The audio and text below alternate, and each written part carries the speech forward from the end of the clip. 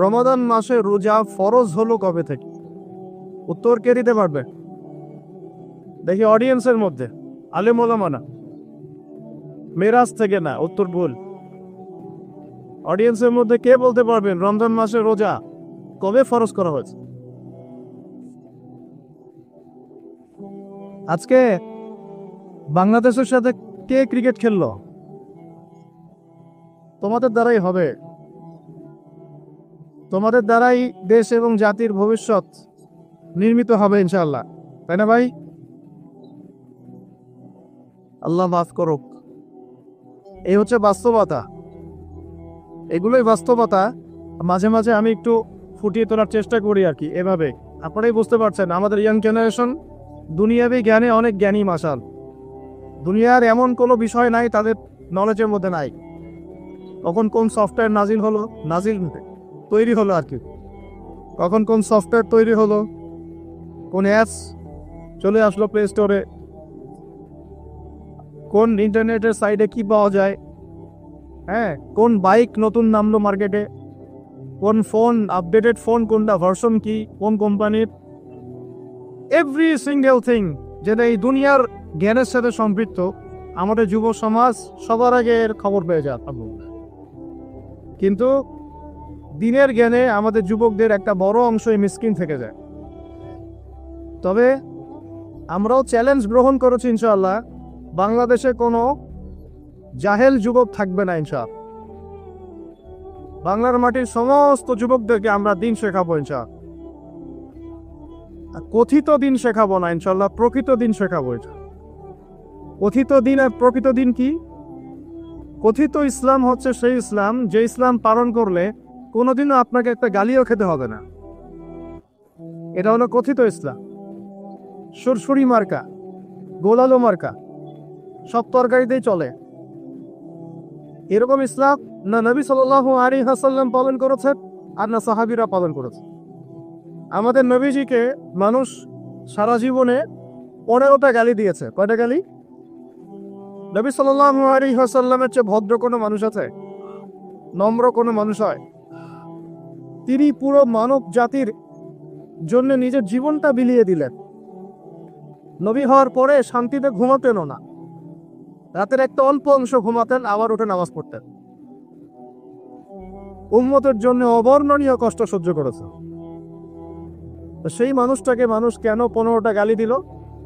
কারণ তিনি এমন একটা ইসলাম, প্রচলিত জাহিলিয়াতের বিরুদ্ধে এমন এক ইসলামের কথা বলেছিলেন যে ইসলামে শুধু সৎ কাজে আদেশ ছিল না, অসৎ কাজে নিষেধও ছিল।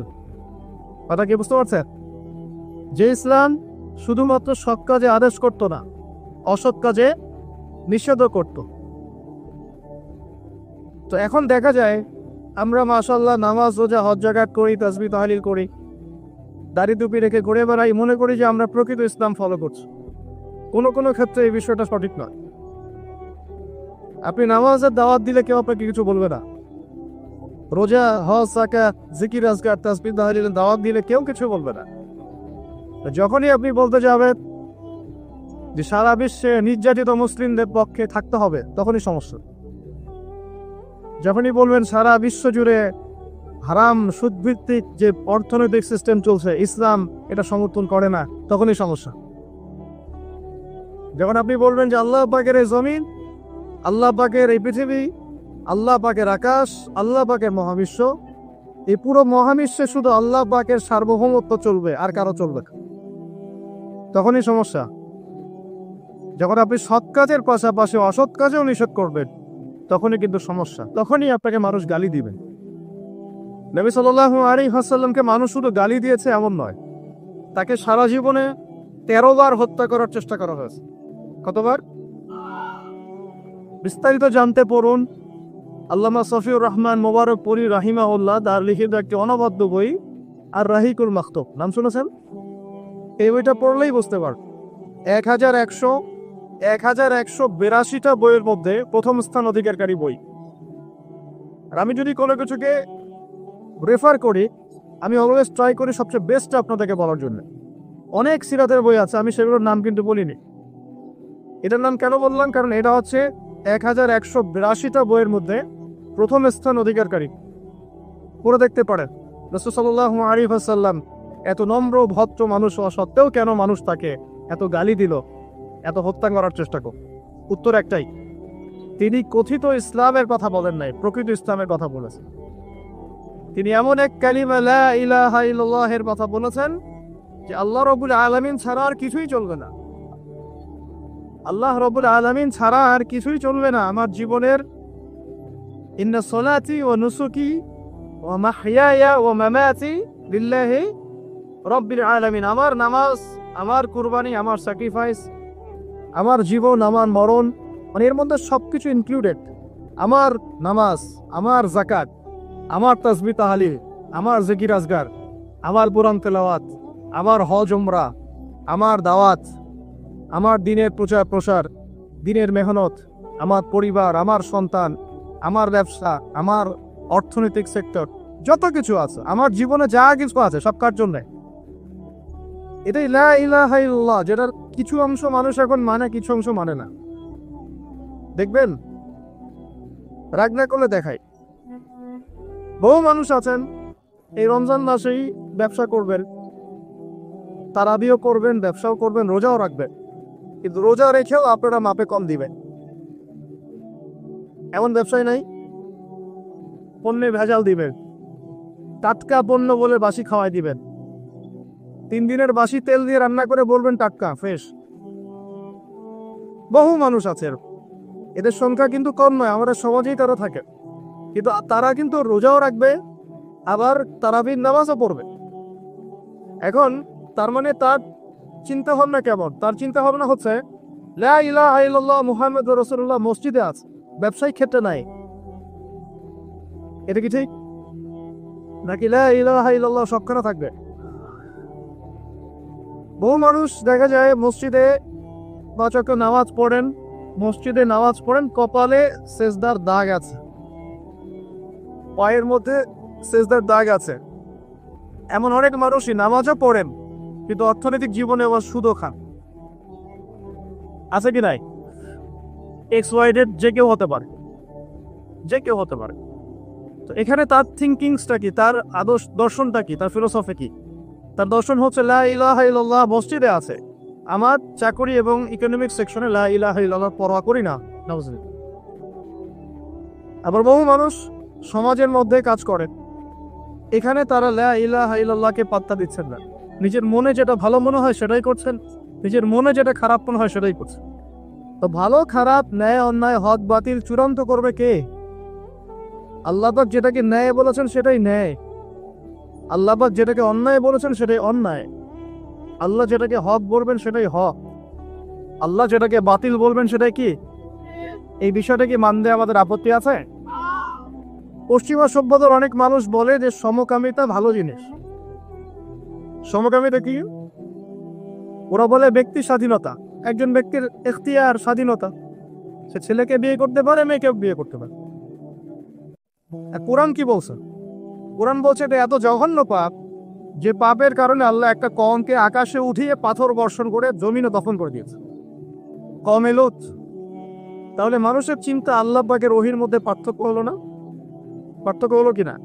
তাহলে এখন ন্যায় অন্যায় হর বাতিল কে ফিক্স করবে, আমি নাকি আল্লাহ রাব্বুল আলামিন? বহু মানুষ মাদক দ্রব্যটাকে অনেকে হালাল মনে করে খায়, হালাল মনে করে, আবার অনেকে খায় কিন্তু এটা যে বড় মাপের কবিরা গুনাহ এটা সে বিশ্বাস করে না, চিন্তা করে না। তো মাদক হালাল না হারাম, ভালো না মন্দ, এই ডিসিশন কে নিবে? আমি না আল্লাহ? অনেকে জেনা করি, নাউজুবিল্লাহ, প্রিমিক্সিং এর মধ্যেও জেনা হয়, ছেলে মেয়েদের সাথে অবাধে জেনা হয়। এই যুগটা কিন্তু জেনারই যুগ। এখন জেনাকে উস্কে দেওয়া হচ্ছে। এখন তো দেখলাম যে ধর্ষকদের গ্যাং বের হয়েছে, গ্যাং, এরা মেয়েদেরকে টার্গেট করে করে ধর্ষণ করে, টার্গেটেড গ্যাং, কিশোর গ্যাং যেমন, এরকম ধর্ষণ গ্যাং আছে। আর মেয়েদেরকে ভুলিয়ে ভালিয়ে, প্রেমের কিছু প্রস্তাব দিয়ে ভুলিয়ে ভালিয়ে মেয়েদেরকে বিছানায় নিয়ে যায়, নিয়ে গিয়ে অবৈধ সম্পর্ক করে এটার ভিডিও ধারণ করে, পরে পরবর্তীতে মেয়ে এবং মেয়ের পরিবারকে ব্ল্যাকমেইল করে। এরকম গ্যাং বের হয়েছে। সমাজের প্রত্যেক বাড়ির কর্তা ভাই, স্বামী এবং মা বোনদেরকে আমি আমার পক্ষ থেকে সতর্ক থাকার অনুরোধ করব, কোনো অবস্থাতেই নিজেদের পরিবারের সম্মান যেন নষ্ট না হয়। আর যদি এমন অপরাধ প্রমাণিত হয় অবশ্যই প্রশাসনের দ্বারস্থ হবেন এবং চক্ষু লজ্জা বাদ দিয়ে বিচারের আওতায় আনার চেষ্টা করবেন। আল্লাহ পাক তৌফিক দান করুন। তো আমি একটা কথার দিকে ফোকাস করছিলাম যে দেখুন, ন্যায় অন্যায়, হক বাতিল, সত্য মিথ্যা কে নির্ধারণ করবে? আমাদের কাছে যেটা ভালো মনে হয় সেটাই সবসময় ভালো নয়। আল্লাহর কাছে যা ভালো মনে হবে সেটাই ভালো। আল্লাহর কাছে যেটা খারাপ সেটাই খারাপ। রাসূলের কাছে যা ভালো সেটাই ভালো। রাসূল যাকে খারাপ বলেছেন সেটা কি খারাপ। সিম্পল। এই জিনিসটা চিন্তা করলেই ব্যাস আত্মসমর্পণ করা সহজ হবে ইনশাআল্লাহ। এখন আল্লাহ রাব্বুল আলামিন আমাদেরকে এই দ্বীন ইসলাম দিয়েছেন। দ্বীন ইসলামের ভিত্তি কি? কোরআন এবং হাদিস। ইসলামের ভিত্তি কি? কোরআন এবং হাদিস। নবী সাল্লাল্লাহু আলাইহি ওয়াসাল্লাম বিদায় হজের ভাষণে বলে গেছেন, তারাকতু ফিকুম আমরাইন, আমি তোমাদের মাঝে ছেড়ে গেলাম দুটো বস্তু। কয়টা বস্তু ভাই? লান তাদিল্লু মা তামাসসাকতুম বিহিমা, তোমরা কোনোদিন পথভ্রষ্ট হবে না যতদিন পর্যন্ত এই দুটোকে আঁকড়ে ধরে থাকবে। এক, কিতাব আল্লাহ, আল্লাহর কিতাব মানে আল কোরআন, ওয়া সুন্নাতে নবীহি, এবং তার নবীর সুন্নাত মানে হাদিস। কোরআন এবং সুন্নাহ নবী সাল্লাল্লাহু আলাইহি ওয়াসাল্লাম রেখে গেলেন, আমাদেরকে বললেন দুটোকে শক্ত করে আঁকড়ে ধরে থাকতে। অন্য হাদিসে নবী যে বলছেন মারির দাঁত দিয়ে কামড়ে ধরে থাক। মারির দাঁত দিয়ে কামড়ে ধরলে, কারণ সামনের দাঁত দিয়ে কিছু কামড়ে ধরলে টান দিলে বের হয়ে আস, মারির দাঁত দিয়ে কামড়ে ধরলে অত সহজে টান দিলে বের হবে না। তো নবীজি বলছেন কোরআন এবং সুন্নাহকে মারির দাঁত দিয়ে কামড়ে ধরে থাকবে। এখন আমরা যে বিষয় থেকে এখানে আসলাম, যে আল্লাহ রাব্বুল আলামিন আমাদেরকে যে পুরো জীবন দিয়েছেন, এই জীবনের মধ্যে যৌবন যত গুরুত্বপূর্ণ, আমাদের পুরো বছরের মধ্যে রমজান মাস কিন্তু তার চাইতে বেশি গুরুত্বপূর্ণ। রমাদানের সওম ফরজ হয়েছে দ্বিতীয় হিজরিতে। কত হিজরি ভাই? দ্বিতীয় হিজরি আবার কি? আল্লাহর নবীর নবুয়ত জীবন 23 বছর। কত বছর? এই 23 বছরের প্রথম 13 বছর তিনি ছিলেন মক্কায়। কোথায়? পরের 10 বছর ছিলেন কোথায়? মদিনায়। এই যে মদিনায় হিজরত করলেন তিনি, হিজরত মানে স্থানান্তরিত হলেন। এই হিজরতের প্রথম বছরটাকে বলা হয় প্রথম হিজরি, হিজরতের দ্বিতীয় বছরটাকে বলা হয় দ্বিতীয় হিজরি। এই দ্বিতীয় হিজরিতে আল্লাহ রাব্বুল আলামিন রমজান মাসের রোজানা ফরজ করেছেন। তার আগে কি ফরজ ছিল তাহলে? তার আগে ফরজ ছিল আশুরা রোজা। কিসের রোজা? আশুরা রোজার নাম শুনেছেন তো? কোনটা? হ্যাঁ, যেদিনে মুসা আলাইহিস সালাম এবং বনু ইসরাইলকে আল্লাহ পাক ফেরাউনের বাহিনী থেকে নাজাত দিয়েছে, এটা না? আচ্ছা, এটা আগে ফরজিয়াতের পর্যায়ে ছিল। যখন রমাদানে সওম ফরজ করা হয় তখন এটা নফল হয়ে যাবে এবং গুরুত্বপূর্ণ নফল। এখন দ্বিতীয় হিজরিতে শুধুমাত্র রোজাই কিন্তু ফরজ হয়নি, আরো দুইটা জিনিস রয়েছে যেটা অনেকে আলোচনায় নিয়ে আসেন না। দ্বিতীয় হিজরিতে 3টা জিনিস আমরা পেয়েছি। কয়টা ভাই? এরপর আল্লাহ রাব্বুল আলামিন ঈসা ইবনে মারইয়ামের হাত দিয়ে তাদের এক একজনকে এখান থেকে বের করে দিবেন ইনশাআল্লাহ। ঈসা ইবনে মারইয়াম সেখানে ইসলামিক রেভলিউশন ক্রিয়েট করবেন অচিরে। কত বছর পরে আল্লাহ ভালো জানেন, কিন্তু এটা হবে না হয় কিয়ামত হবে না ইনশাআল্লাহ। ওই দিকে মুখ করে আমরা আগে নামাজ পড়তাম কেন? এটা প্রমাণ করার জন্য যে মুহাম্মদ সাল্লাল্লাহু আলাইহি ওয়াসাল্লাম সমস্ত নবীদের মধ্যেই একজন। এই সমস্ত নবীদের প্রতি আমরা ঈমান রাখি, আমরা তাদেরকে আলাদা করে চিন্তা করি না। করি? আমরা বিশ্বাস করি না মুসা আলাইহিস সালাম আল্লাহর নবী, ঈসা আলাইহিস সালাম আল্লাহর নবী, দাউদ, সুলাইমান সবাই আল্লাহর নবী এবং মুহাম্মদ সাল্লাল্লাহু আলাইহি ওয়াসাল্লাম আল্লাহর নবী। কিন্তু ওরা বিশ্বাস করে না যে মুহাম্মদ সাল্লাল্লাহু আলাইহি ওয়াসাল্লাম আল্লাহর নবী। আমরা কিন্তু সমস্ত নবীদেরকে বিশ্বাস করছি, বলেন আল্লাহু আকবার। এখন দেখেন, এই একাত্মতা পোষণ করার জন্য আমরা কিন্তু প্রথম কেবলা ছিল আমাদের কোন দিকে? মুহাম্মদ সাল্লাল্লাহু আলাইহি ওয়াসাল্লামকে দেখেও চিনল না, মদিনায় পেয়েও তার দ্বীন ইসলাম কবুল করলো না, তাকে শেষ নবী বলে স্বীকার করলো না। তখন আল্লাহ রাব্বুল আলামিন নবী সাল্লাল্লাহু আলাইহি ওয়াসাল্লামকে বললেন, তোমার চেহারা এখন ঘুরিয়ে নাও কাবার দিকে। বলেন সুবহানাল্লাহ। এই যে রমজান মাসে আমরা নতুন একটা দিক পেলাম, নতুন এক কেবলা পেলাম, নতুন একটা জাতি গঠন করলাম। আল্লাহু আকবার। রমজান মাস শুধু রোজা দেয় নাই, একটা জাতির ঐক্য দিয়েছে, বলেন সুবহানাল্লাহ। এই কথাটা অনেকে বলে না। রমজানে রোজা ফরজ হয়েছে, পাশাপাশি একটা নতুন জাতির উত্থান ঘটেছে। তার নাম কোন জাতি? মুসলিম জাতি। যে জাতি সমস্ত নবীদেরকে আল্লাহর নবী বলে স্বীকার করে। ইব্রাহিম আলাইহিস সালাম আল্লাহর নবী, আমরা তাও স্বীকার করি। দাউদ, সুলাইমান, মুসা, ঈসা সবাই আল্লাহর নবী, আমরা স্বীকার করি। তাওরাত, জাবুর, ইনজিল সমস্ত কিতাব আল্লাহ নাজিল করেছেন, আমরা স্বীকার করি। তবে আমরা বিশ্বাস করি এই কিতাব এবং রাসূলগণ একটা নির্দিষ্ট সময়, নির্দিষ্ট গোত্রের জন্য প্রযোজ্য ছিলেন। যখন মানুষ সেই আসমানি কিতাব বিকৃত করা শুরু করেছিল, আল্লাহ পাক নতুন কিতাব নাজিল করেছেন। এরই ধারাবাহিকতায় আল্লাহ পাক সর্বশেষ নবী মুহাম্মদুর রাসূলুল্লাহ সাল্লাল্লাহু আলাইহি ওয়াসাল্লামকে শেষ নবী করেছেন, যার পরে আর কোনো নবী নাই। এবং তার কাছে নাজিল করেছেন আল কোরআন। এই কোরআনের পরেও কোনো কিতাব নাই।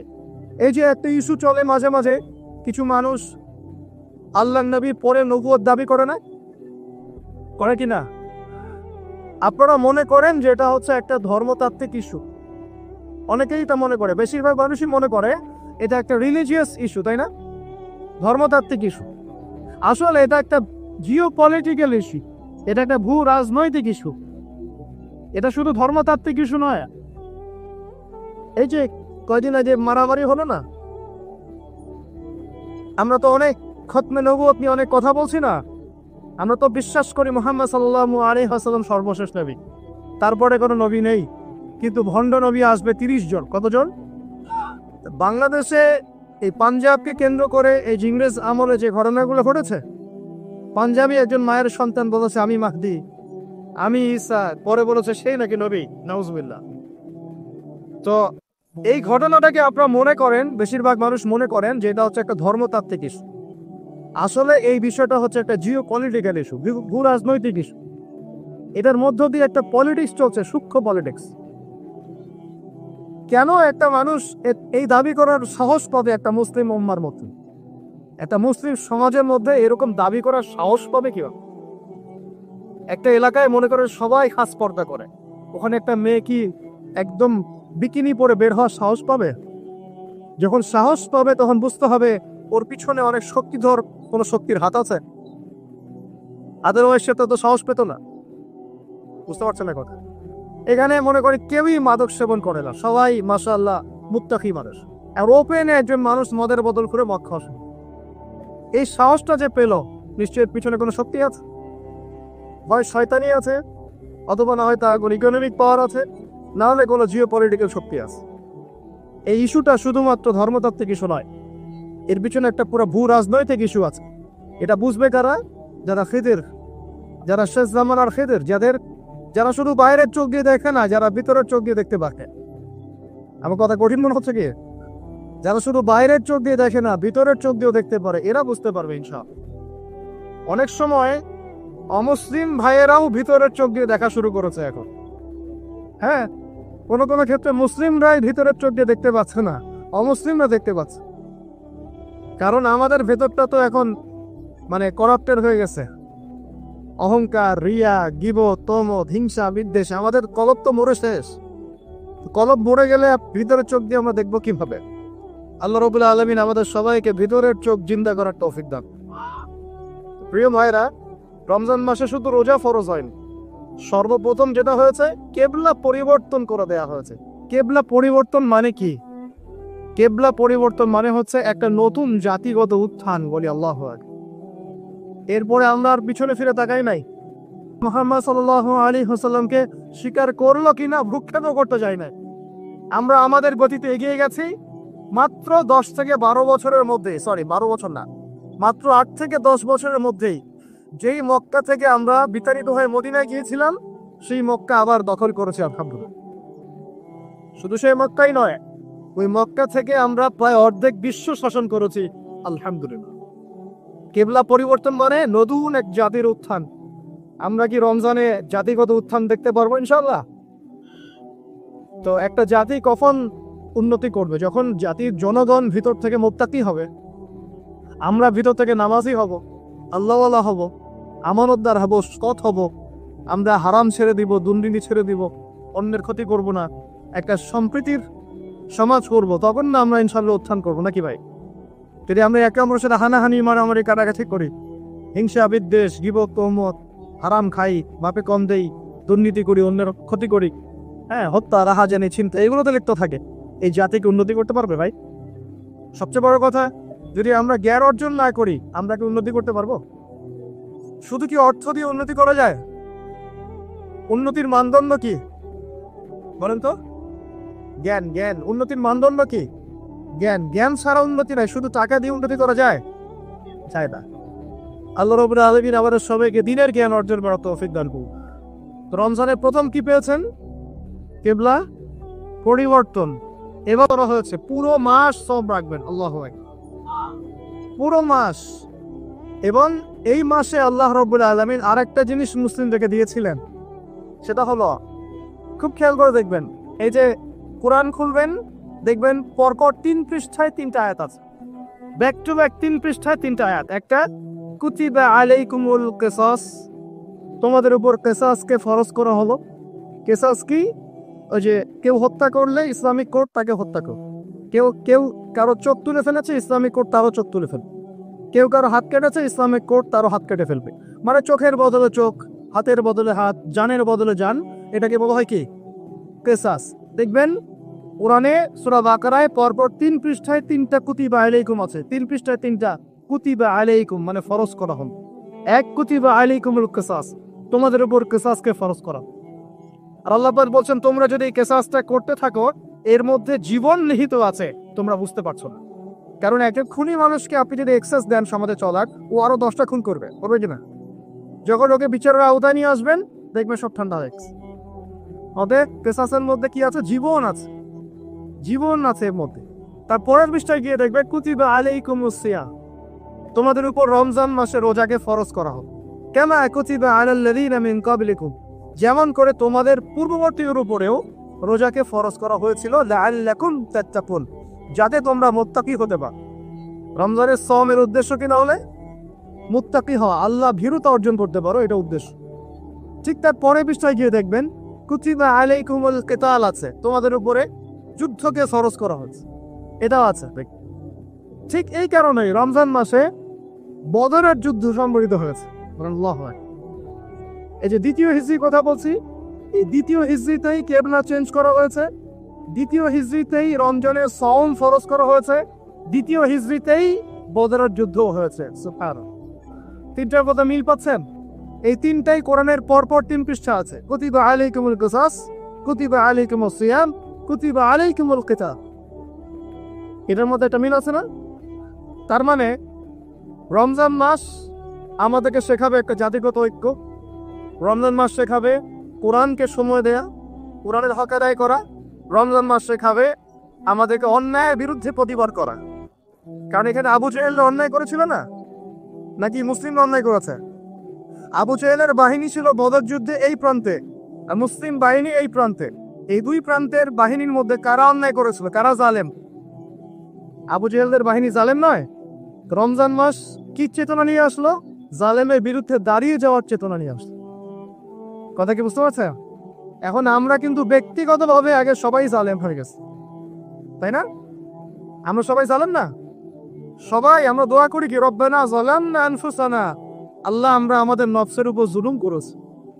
নামাজে কি পড়ি? আল্লাহুম্মা ইন্নী যালামতু নাফসি, আল্লাহ আমি আমার নফসের উপর জুলুম করেছি।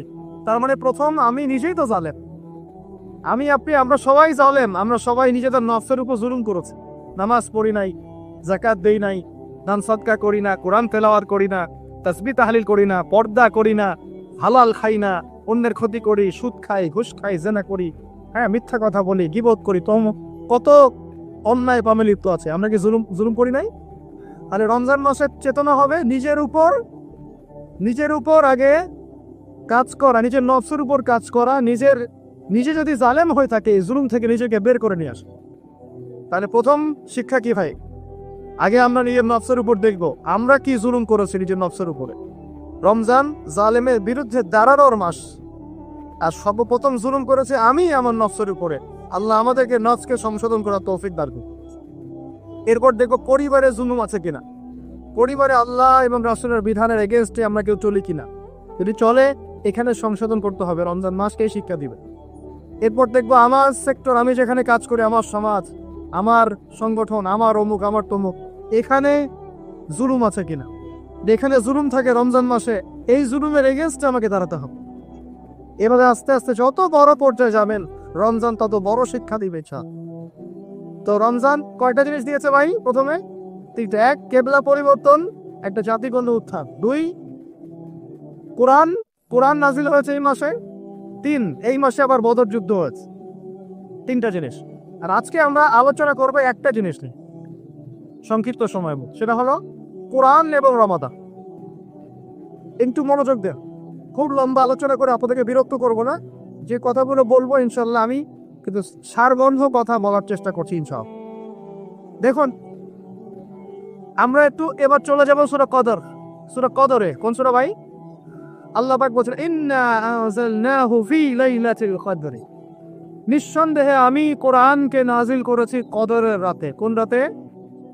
ওয়া মা আদরাকা মা লাইলাতুল কদর। হে নবী মুহাম্মদ সাল্লাল্লাহু আলাইহি ওয়াসাল্লাম, আপনি কি জানেন কদরের রাত কি? লাইলাতুল কদরি খায়রুম মিন আলফি শাহর। আল্লাহ পাক বলেন কদরের রাত হচ্ছে 1000 মাসের চাইতে উত্তম। সুবহানাল্লাহ। তানাজ্জালুল মালায়েকাতু ওয়ার রূহ। এই রাতে নাজিল হয়, অবতীর্ণ হন ফেরেশতা মণ্ডলী, আসমান থেকে সমস্ত ফেরেশতারা নেমে আসে। ওয়ার রূহ, এবং জিবরাইল আলাইহিস সালামও নেমে আসে। তানাজ্জালুল মালায়েকাতু ওয়ার রূহু ফিহা বিইذনি রাব্বিহিম মিন কুল্লি আমর। এই রাতে আল্লাহ পাক তাকদীরের ফয়সালা করেন প্রত্যেকটা বিষয়ে। সালামুন হিয়া হাত্তা মাতলাইল ফজর। এবং ফজর পর্যন্ত এই রাতে শান্তি বিরাজ করে। শান্তি শান্তি আর শান্তি। সুবহানাল্লাহ। এই রাতে যে ইবাদত করবে 1000 মাস ইবাদত করার নেকি পাবে। কেন এই রাতটা কেন ইম্পর্টেন্ট? একটাই কারণ, এই রাতে আল্লাহ পাক কোরআন নাজিল করেছেন। কি নাজিল করেছেন? কোরআন। এখন আসেন, একটু মনোযোগ ধরে রাখেন। আল্লাহ পাক কোরআন নাজিল করেছেন লাইলাতুল কদরে। আর লাইলাতুল কদর কোন মাসে? শাবানে, রজবে না রমজানে? আবার বলছে, আল্লাহ বলছেন আমি কোরআন নাজিল করেছি লাইলাতুল কদরে। লাইলাতুল কদর কি শাবানে, রজবে না রমজানে? তার মানে লাইলাতুল কদর রমজানে। রমজানের কোথায়? রমজানের শেষ দশকে। রমজানের শেষ দশকে 21, 23, 25, 27, 29 এই 5টা বেজর রাতের যে কোনো একটা রাত হবে কি লাইলাতুল কদর। তার মানে আমরা বুঝতে পারলাম কোরআন নাজিল হয়েছে লাইলাতুল কদরে। লাইলাতুল কদর হচ্ছে রমজান মাসে, অর্থাৎ কোরআন নাজিল হয়েছে রমজান মাসে। ঠিক আল্লাহ পাক সূরা বাকারায় বলছেন, শাহরু রমাদানাল্লাযী উনজিলা ফীহিল কুরআন।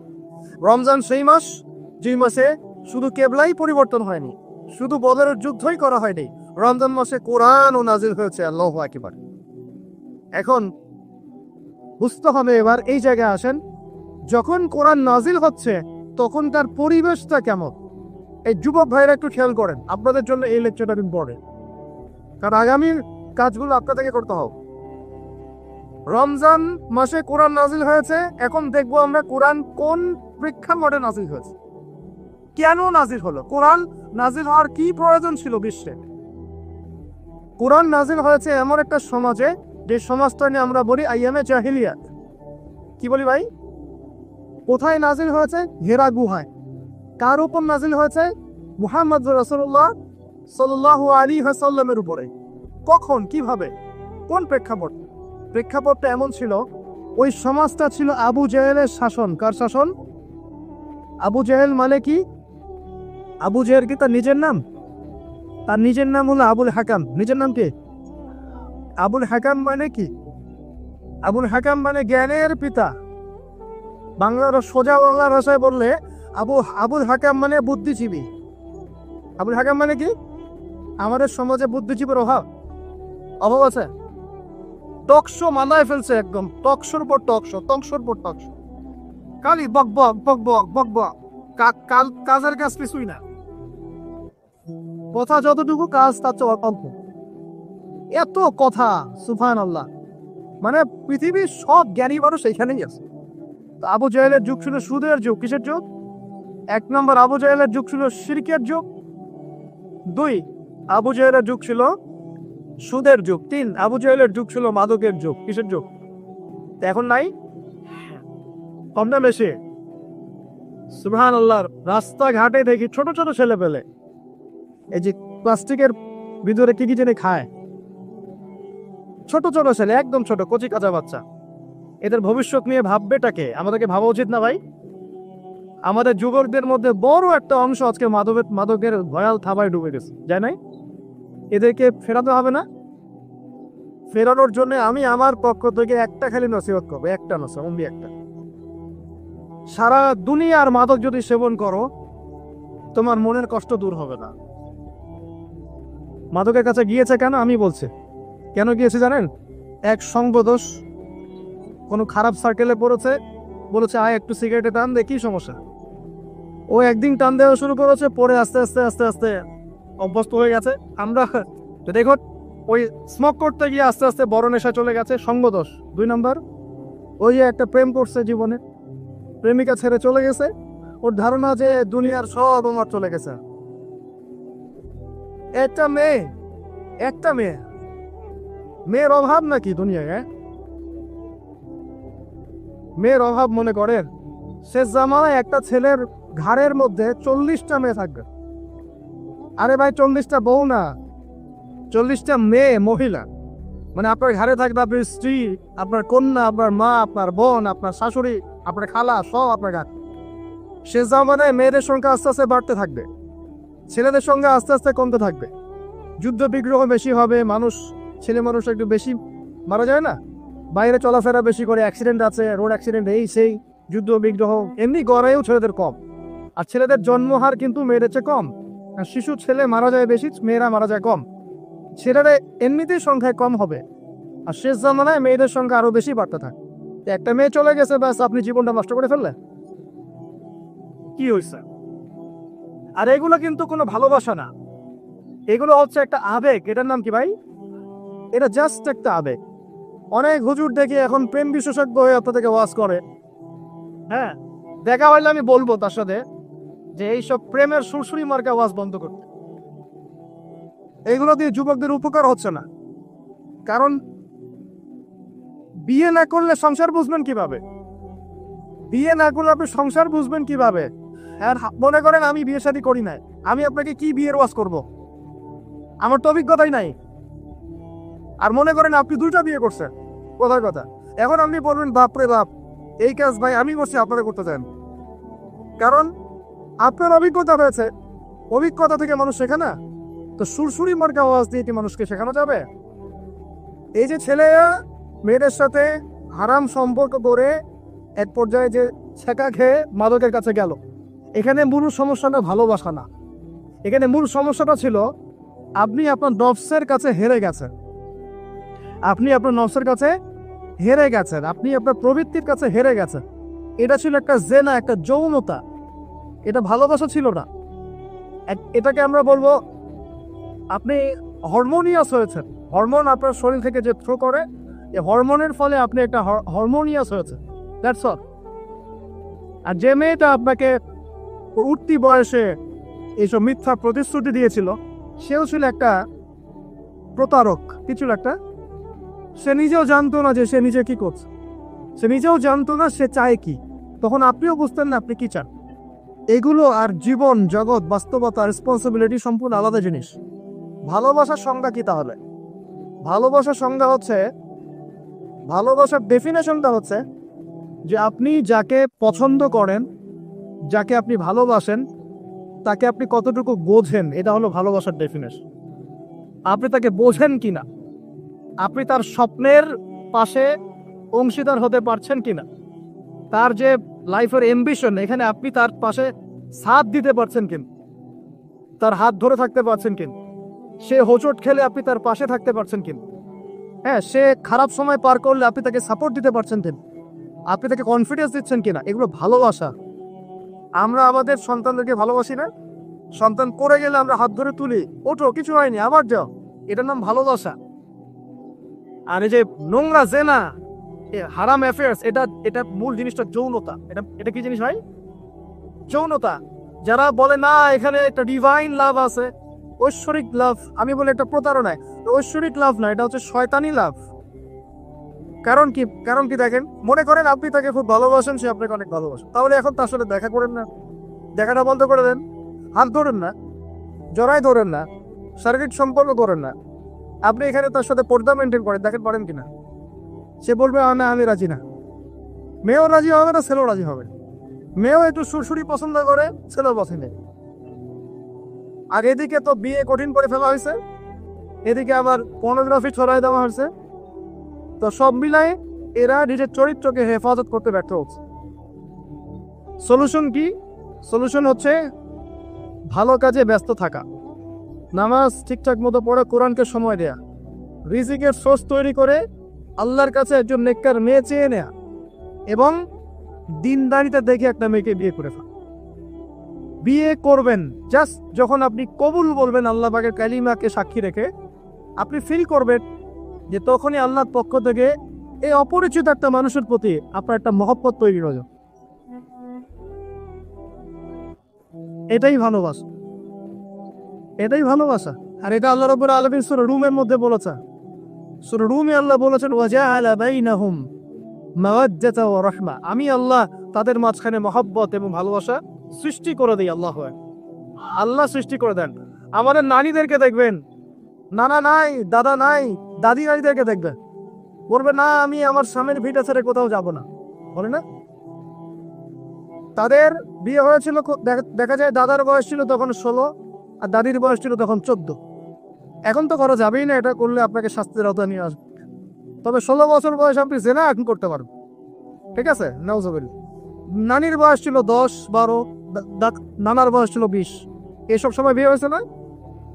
30-40-50 বছর সংসার করছে, কোনোদিন সংসারে ভাঙন হয় না। আচ্ছা রাহন, এটা ভালোবাসা।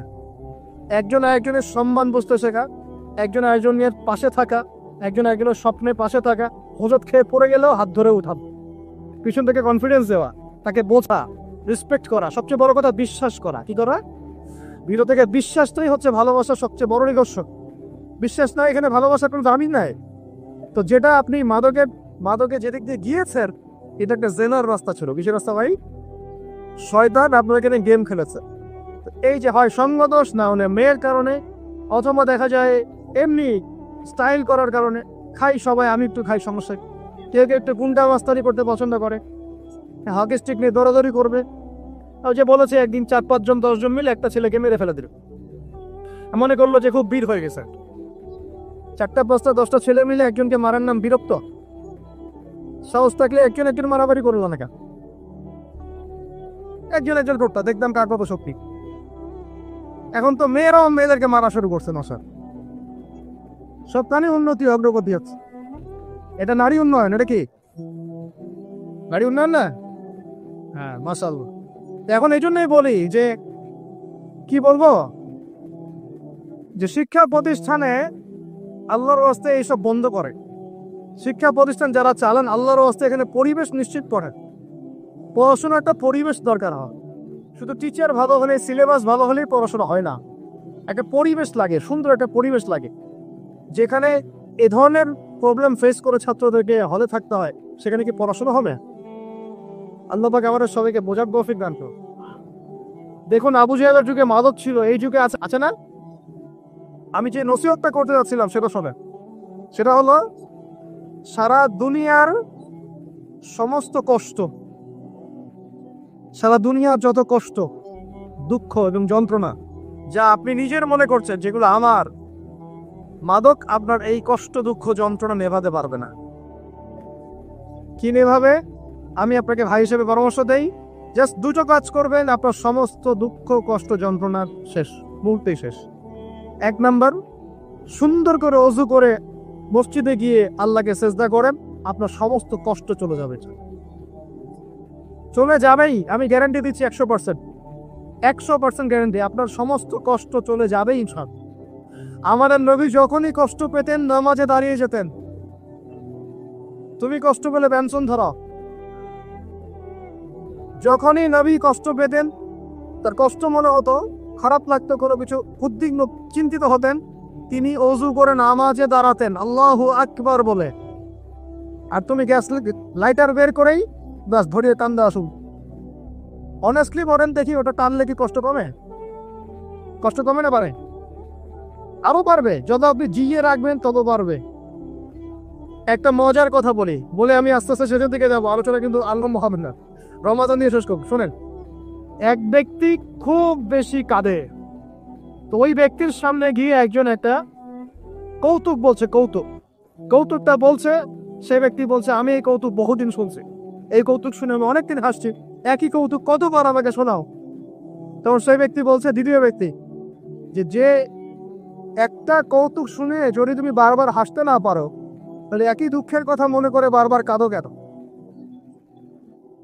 কথা বুঝতে পারছেন না? ঘটনা তো দন কে শেষ, সেটা আমার জীবন থেকে ওভার। ওর সাথে আপনার অতীতের সাথে আপনার এখনকার কি সম্পর্ক? এখনকার আপনি নতুন মানুষ, এবং সেটা গন কেস শেষ। অতএব মাদক আপনাকে সুখ দিবে না। সেজদা, অজু করে সেজদা মানে নামাজ, এবং দুই সবচেয়ে আমার সবচেয়ে ফেভারিট জিনিস, সেটা হলো আল কোরআন তেলাওয়াত। আল কোরআন অর্থ বোঝেন চাই নাই বোঝেন, আপনি তেলাওয়াত করতে থাকেন, মনের সব কষ্ট চলে যাবে ইনশাআল্লাহ। এবার একটা শান্তি ফিল করবেন। এই শান্তির কথা যদি ওই যে পশ্চিমারা জানতো না, তাহলে এখানেই বোম মারা শুরু করতে পারত। কথা বুঝতে পারছেন? আল্লাহ আমাদেরকে বোঝার তৌফিক দান করুন। এক নাম্বার সবক, আবু জাহেলের যুগে কি ছিল ভাই? শিরক। আবু জাহেলের যুগে 2 নম্বর কি ছিল ভাই? সুদ। 3 নম্বর কি ছিল ভাই? 4 নম্বর ছিল মেয়েদের অবমাননা। এটা আমাদের এখানে নাই। এটা নিয়ে আজকে আর কথা বলতে পারতেছি না, রুচি নাই, সময় নাই। সমাজের রঞ্জে এখন মেয়েদের উপর নির্যাতন না, ধর্ষণ, জেনা, ব্যভিচার, পরকীয়া বাড়ছে না, বেহায়াপনা বাড়ছে না, ওই যে ছেলেদের পোশাক পরে মেয়েরা ঘুরছে না, নোংরামি ফাহেসা কাজ বাড়ছে না। এই কারণেই তো ভূমিকম্প আসবে। এই কারণে কি আসবে? ভূমিকম্প আসবে, তো আমি তো জানি আসবে ইনশাআল্লাহ। কবে আসবে সেটা জানি না, কিন্তু যে পাপগুলোর কারণে এগুলো আসে এটা দেখা যাচ্ছে। আল্লাহ আমাদেরকে হেফাজত করুন বলি আমিন। নারীর অবমাননা সমাজে রঞ্জে এখন। পাঁচ, একটা কথা বলি, অনেক সময় দাড়ি টুপি নিয়েও আমরা মেয়েদেরকে ঠকাচ্ছি। দাড়ি টুপি নিয়েও মেয়েদের সম্পত্তির অধিকার দিচ্ছি না, বোনের অধিকার দিচ্ছি না, মায়ের অধিকার দিচ্ছি না, স্ত্রীর অধিকার দিচ্ছি না। এগুলোও চলবে না। অন্যায় সব ক্ষেত্রেই অন্যায়। 5 নম্বর, আবু জাহেলের যুগের মধ্যে ভাই গোচ্ছু, হানাহানি, মারামারি, কাটাকাটি ছিল। আমাদের সমাজে নাই, বিশ্বের মধ্যে নাই, পলিটিক্যাল অঙ্গনে নাই, সমাজের মধ্যে নাই, ধর্মের মধ্যে নাই। এখন তো মসজিদও মারামারি করতেছে, তাই না? মাসআলা নিয়ে ঝগড়া করে আমি দেখেছি মসজিদেও মানুষ মার্ডার হয়েছে। মসজিদে আমরা ছোট ছিলাম, একসময় দেখেছি কোন একটা মাসলা নিয়ে ঝগড়া হয়েছে, 2 দল হকি স্টিক নিয়ে আসছে, মারামারি করছে। জিহাদ কেটে কি? আস্তাগফিরুল্লাহ।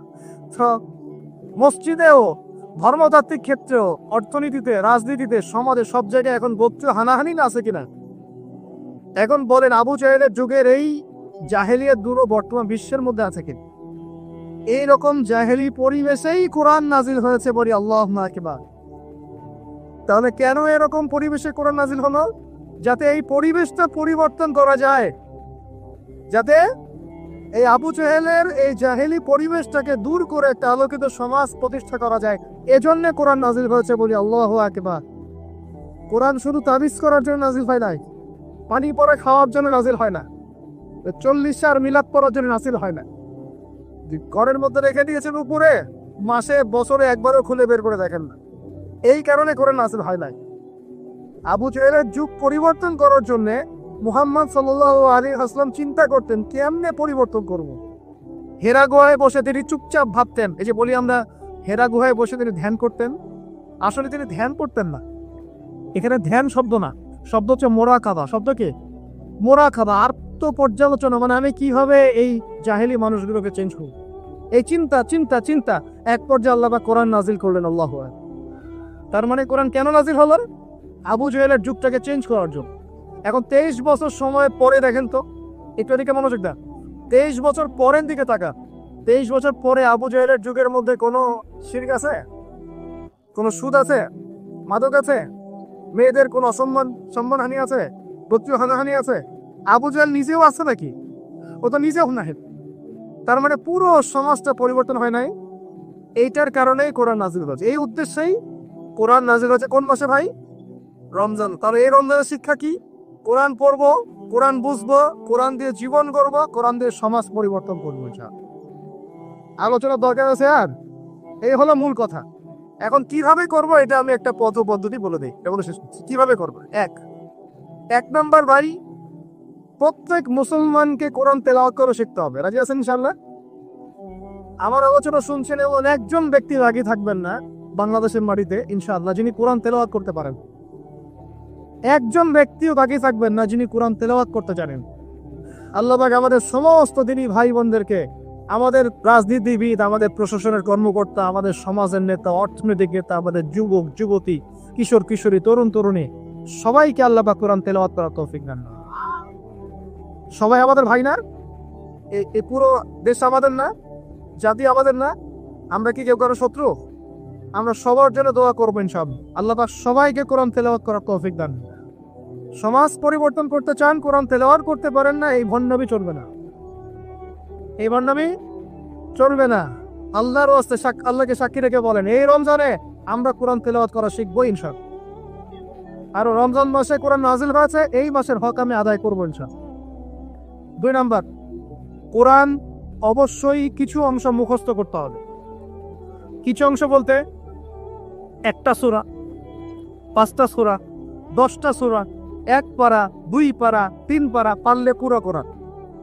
নামাজ পড়তে কয়টা সূরা লাগে? 10টা সূরা হলে নামাজ পড়া যায় না?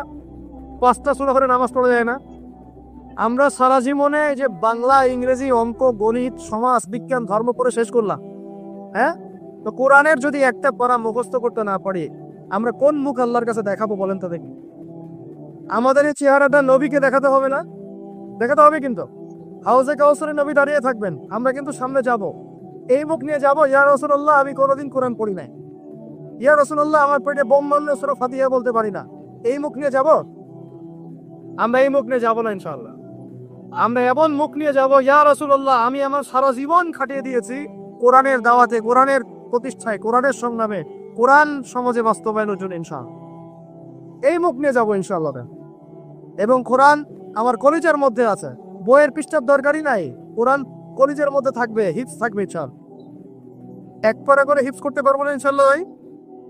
অল্প একটু টার্গেট দিলাম, সবাই মিনিমাম 1 পারা কোরআন তেলাওয়াত করব প্রত্যেক দিন ইনশাআল্লাহ। আর 1 পারা কোরআন হিফজ করবো ইনশাআল্লাহ এই রমজানে। রাজি আছি ইনশাআল্লাহ? 1 পারা বলতে 30তম পারা, আম্মা ইয়াতাসাআলুন, এখান থেকে নিয়ে মিনাল জিন্নাতি ওয়ান নাস, 37টা সূরা। কয়টা সূরা ভাই? ডেইলি একটা করে করলেই হয়ে যাবে ইনশাআল্লাহ। পারা যাবে ইনশাআল্লাহ? আল্লাহ পাক তৌফিক এনায়েত করুন, বলি আমিন। মন থেকে দোয়া করি আল্লাহ পাক যুবক ভাইদেরকে কবুল করুন। শয়তান 3টা ধোঁকা দিবে। কয়টা? এটা দিবেই। আমি ওয়াজ করে যাই, বাসায় যান, তারপরে শুরু ফাজান চলে আসবে, খুল যা সিমের মতো। আর শয়তান আসবে, এসে বলবে এক নাম্বার বলবে আমি তো অনেক জানি, কোরআন অনেক তেলাওয়াত করেছি, শিখেছি, নুরানি কোর্স করেছি, তারপর কি বৈজ্ঞানিক পদ্ধতি শিখেছি, কবি মাদ্রাসায় পড়েছি, এই সেই, আমি কোরআনের অনেক জানি, ভাই আমার জানার দরকার নেই। শয়তান প্রথম এটা দিবে আপনাকে। মনে রাখবেন, জ্ঞানের কোনো শেষ নাই, জানার কোনো শেষ নাই। এখন আমার কাছে মনে হয় ইসলামের আমি 10% জ্ঞানও এখন অর্জন করতে পারি নাই, আল্লাহর কসম করে বলছি, এটা আমার কাছে এমনই মনে হয়। 2 নাম্বার, শয়তান এসে বুঝাবে যে তুই তো পারবি না রে বাবা, তোর দ্বারা হবে না। আমি পারবো না রে ভাই, আমার দ্বারা হবে না, এটা কঠিন। হ্যাঁ, উচ্চারণ করতে আমার গলা ভেঙে যাচ্ছে, হ্যাঁ উচ্চারণ করতে আমার কষ্ট হচ্ছে, আমি পারবো না রে ভাই, আমার দ্বারা হবে, এরকম বুঝায় না? আমার গলায় আমার আসে না, আমি পারবো না, আমার বয়স হয়ে গেছে ভাই, পারি না। এটা শয়তান বুঝায় আপনাকে। আপনি পারবেন ইনশাআল্লাহ, আপনি পারবেন ইনশাআল্লাহ। 3 নাম্বারটা মারাত্মক, এটা যুবকদেরকে বেশি বুঝায়। সেটা হলো, আরে এত তাড়াতাড়ি কি আছে, এখন অনেক সময় পরে আছে, পরে শিখে নিব, আগে দিয়ে আবার বিয়েটাকে করি, বাচ্চা কাচ্চা হোক, হ্যাঁ এটা বাড়ি করি, শেষ বয়সে গিয়ে শিখবো, হজ করবো, উমরা করবো, চিল্লা দিব, কোরআন তেলাওয়াত করবো। শয়তান শিখায় না, করে বোঝায় না। যুবক ভাই, এই ধোকায় পরে বহু যুবক কবরে চলে গেছে অলরেডি।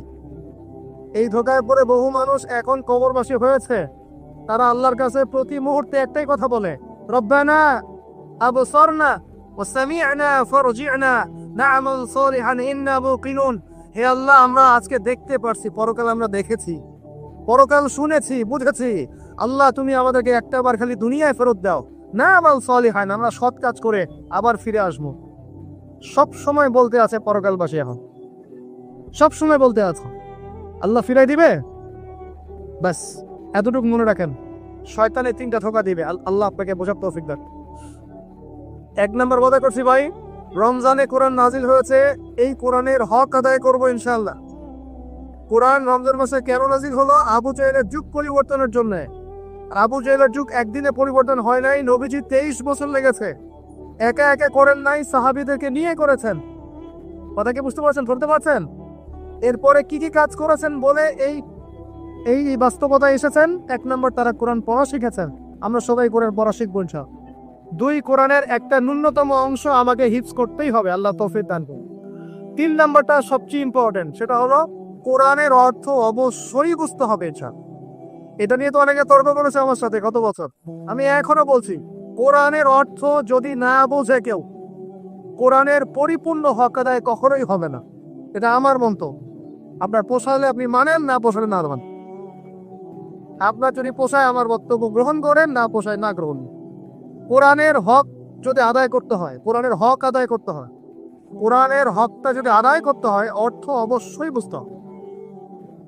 কোনো অবস্থাতেই কোরআনের অর্থ বোঝা ছাড়া আপনি কোরআন বুঝতেই পারবেন না, মানতেই পারবেন সম্ভব না। আমি একটা এক্সাম্পল, অনেক এক্সাম্পল দিয়েছি এর আগের লেকচারগুলোতে, একটা খালি বলছি আপনার। মনে করেন আমি আপনার সামনে একটা আয়াত তেলাওয়াত করলাম, বিসমিল্লাহির রহমানির রহিম, الهلم التكاثر حتى زرتم المقابر كلا سوف تعلمون ثم كلا سوف تعلمون كلا لو تعلمون علم اليقين لترون الجحيم ثم لترونها عين اليقين ثم لتسألن يومئذ عن النعيم। আমাকে অর্থ বলেন, কি বুঝলেন এই সূরা থেকে? আপনি কি বুঝলেন? আব্দুল্লাহ ভাই কি বুঝলেন? আব্দুর রহমান ভাই কি বুঝলেন? আপনি বুঝছেন, তেলাওয়াতটা সুন্দর ছিল। হুজুর সুর দিয়ে বলে না, এমনি এমনি বলেছে। আর যদি সুর করে পড়তাম, সুরটা শুনে বলতেন সুরটা ভালো ছিল। আপনি এতটুকু হেদায়েত পেয়েছেন। কিন্তু যে ব্যক্তি, এখানে যারা মাদ্রাসার ছাত্র ওলামা একরাম যারা আছেন, তারা এই আয়াতের গভীরে ঢুকে এর শিক্ষাটা নিতে পেরেছে। যখনই আমি তেলাওয়াত করেছি আলহাকুমুত তাকাসুর হাত্তা যুরতুমুল মাকাবির, যে কোরআনের অর্থ জানে তার কলিজার মধ্যে একটা ধাক্কা লেগেছে। জিজ্ঞেস করে দে, আল্লাহ তো বলেছেন প্রাচুর্যের মোহ তোমাদেরকে মহাচ্ছন্ন করে রেখেছে। দুনিয়ার এই প্রাচুর্যের মোহ তোমরা এর মধ্যে ডুবে গেছো, মহাচ্ছন্ন করে রেখেছে। যতক্ষণ না তোমরা কবরে যাচ্ছ, কখনো নয়, শীঘ্রই তোমরা জানতে পারবা। অপেক্ষা করো, শীঘ্রই জানতে পারবা। তোমাদেরকে অবশ্যই জাহান্নাম দেখানো হবে এবং কিয়ামতের মাঠে অবশ্যই তোমাদেরকে নিয়ামত সম্পর্কে জিজ্ঞেস করা হবে। যে এই অর্থটা বুঝলো, জানলো, তার কলিজার মধ্যে কোরআনের মর্মটা নাজিল হয়ে গেল না? সে কোরআনের হকটা কি বেশি আদায় করলো না আপনার চাইতে? সে কোরআনের শিক্ষা অর্জন করতে পারলো না? এখন এই আয়াতের উপর আমল করলেই তো তার জীবন সফল। এখন বলেন, অর্থ বোঝার দরকার আছে কি নাই? এভাবে প্রতিটা আয়াত যে ব্যক্তি জানে, সে তার জীবনটাকে সুন্দর করে গোছাতে পারবে না? সে দুনিয়া আখিরাতে সফল হবে না আমি হব? নিঃসন্দেহে সে ব্যক্তি সফল হবে যে কোরআনে এবং সুন্নাহর অর্থ জানে এবং বোঝে, আমল করে। আল্লাহ পাক আমাদের সবাইকে কোরআনের অর্থ বোঝার তৌফিক দান। এখন প্রশ্ন হচ্ছে, কিভাবে বুঝবো? মাদ্রাসায় পড়তে পারলে আপনি অটোমেটিক কি বুঝে যাবেন। তবে অনেক মাদ্রাসাতে পড়েও কিন্তু অনেকে অর্থ বোঝে না, এমনও আছে কিন্তু মানুষ। এটা তাদের সমস্যা, মাদ্রাসার সমস্যা না। মাদ্রাসায় পড়ানো হয় ঠিকই, ওই যে ফাঁকিবাজ স্টুডেন্ট থাকে কিছু। আবার অনেকে জেনারেল লাইন থেকে পড়েও কিন্তু অর্থ বুঝতে পারে, সুযোগ আছে। আল্লাহ পাক এটা খাস করে দেন নাই কিছু মানুষের জন্য, এটা সবার জন্য কোরআন। এখন পদ্ধতি কি? আরবি ব্যাকরণ শিখতে হয়, আরবি ভাষা জানতে হয় এবং ক্লাসিক্যাল মাদ্রাসার কিছু কিতাব পড়তে হবে। এগুলো যদি পড়তে না পারেন, অন্তকে একটা বিশুদ্ধ তাফসির বাসায় কিনে রমজান মাসে পড়া শুরু করুন। তাফসির ইবনে কাসির নাম শুনেছেন? বাসায় কিনেন। মারিফুল কোরআন নাম শুনেছেন? বাসায় কিনেন। তাফসিরে জালালাইন নাম শুনেছেন? বাসায় কিনেন। কিনে পার ডে আপনি 10টা করে আয়াত পড়া শুরু করেন অর্থ সহ। ইনশাআল্লাহ 1 বছরের মধ্যে আপনি কোরআনের অর্থ বুঝে ফেলবেন। বুঝে না ফেলেন, আপনার ধারণা হবে কোরআনে কি লেখা আছে, একটা ধারণা হবে যে কোরআনে কি আছে। আপনি কোরআন সম্পর্কে অজ্ঞ এবং অন্ধ থাকবেন না। আল্লাহ পাক আমাদের সবাইকে কোরআনের হক আদায় করার তৌফিক দান। এরপরে কাজ হচ্ছে কোরআনের আদেশগুলো মেনে চলা। কোরআনে আল্লাহ যত আদেশ দিয়েছেন সবগুলো মেনে চলা, একই সাথে আল্লাহ যত নিষেধ করেছেন নিষেধগুলোকে বর্জন করা। এই কাজগুলো করার পর আমরা যখন কোরআনের দাওয়াত মানুষের কাছে পৌঁছে দিব, ইনশাআল্লাহ আবু জাহেলের সমাজ পরিবর্তন হয়ে মুহাম্মদ সাল্লাল্লাহু আলাইহি ওয়াসাল্লামের সমাজ হবে ইনশাআল্লাহ। এই কারণেই রমজান মাসে কোরআন নাজিল হয়েছে। কোরআন আমাদের সামনে আছে, রমাদান আমাদের সামনে আছে। এখন এই রমজান মাসে আমরা কোরআনকে কিভাবে মূল্যায়ন করব, কিভাবে সময় দিব, নিজ নিজ অবস্থান থেকে আপনারা এখন ভাবতে শুরু করেন। আল্লাহ রাব্বুল আলামিন আমাদের সবাইকে আল কোরআন বিশুদ্ধ করে তেলাওয়াত করার তৌফিক দান করুন। আল্লাহ পাক আমাদের সবাইকে এই রমজানে প্রত্যেক দিন কমপক্ষে এক পারা করে কোরআন পড়ার তৌফিক দান। আল্লাহ পাক আমাদের সবাইকে আল কোরআনের কমপক্ষে একটা পারা হিফজ করার তৌফিক দান এবং কোরআনের অর্থটা বোঝার জন্য মেহনত করার তৌফিক দান। আল্লাহ পাক আমাদের সবাইকে কোরআনের আদেশ মেনে চলার তৌফিক দান করেন, নিষেধগুলোকে ছেড়ে দেওয়ার তৌফিক দান করেন এবং কোরআনের দাওয়াতটা মানুষের ঘরে ঘরে পৌঁছে দেওয়ার তৌফিক দান করেন। আগে নিজের উপর বাস্তবায়ন করব, তারপর পরিবার, তারপর সমাজ ইনশাআল্লাহ তাআলা। এবং নিজে একা একা নয়, সবাইকে নিয়ে ইসলাম পালন করব। ইনশাআল্লাহ আবু জাহেলের সমাজ পরিবর্তন হয়ে মুহাম্মদ সাল্লাল্লাহু আলাইহি ওয়াসাল্লামের আদর্শের সমাজ হবে ইনশাআল্লাহ, আজ হোক আর কাল হোক। আল্লাহ পাক আমাদের সবাইকে কবুল করে নিন বলি আমিন। সুস্থ শরীরে রমজানে পৌঁছে দিন বলি আমিন, এবং রমজানে কোরআন হক আদায় করার তৌফিক দান করেন বলি আমিন। আকুলু কাউলি হাযা আস্তাগফিরুল্লাহ লি ওয়া লাকুম ওয়া লিসাইরিল মুসলিমিন। বারাকাল্লাহু লানা ওয়া লাকুম বিল আয়াতিল হাকিম ইন্নাহু তাআলা জাওয়াদুন কারীম মুবাররাউফুর রহিম।